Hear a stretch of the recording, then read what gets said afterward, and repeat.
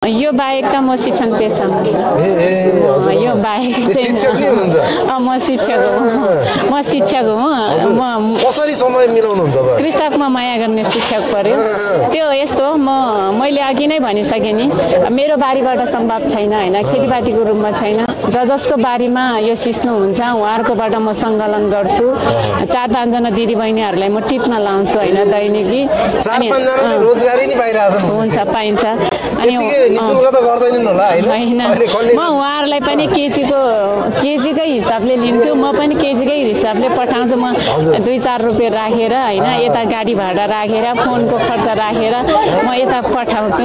रोजगारी छ, उहाँहरू खुसी हुन्छ। सिस्नो टिप्नलाई अब रोजगारी भनेपछि त हेर्नुस् त हिजोआज चाहिँ अलि कम छ, अलि अफ सिजन छ। तर हिउँदमा चाहिँ मैले 6-7 जनालाई पनि राखेको थियो हैन कुनै बेला। अब अझै टिप्ने दिदीबहिनीहरूको संख्या बढाउनु पर्ने सम्भावना छ हैन? एकदमै छ। कहीँ पनि जानु पर्दैन। मलाई लाग्छ कि म शिक्षण पेशामा नभए पनि मैले त्यो कुनै रोजगारी जागिर नखाए पनि दैनिकी आफ्नो खर्च चलाउन चाहिँ यही सिस्नोबाटै पाइन्छ। कतिपय महिला दिदीबहिनीहरू चाहिँ